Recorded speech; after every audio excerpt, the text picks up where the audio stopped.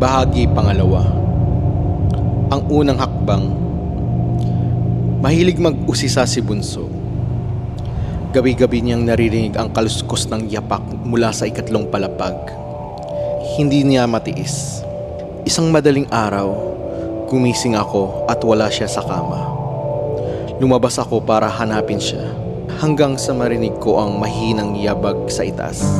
Ate, mahina niyang boses mula sa dilim. May bata sa taas umiiyak. Agad kong hinila siya pababa. Kinabukasan, tiningnan ko ang itaas habang tulog pa sila. Hinawi ko ang cabinet. Binuksan ko ang tagong hagdan. Amoy amag. Amoy lumang kahoy. Dahan-dahan akong umakyat. Puno ng alikabok. Madilim.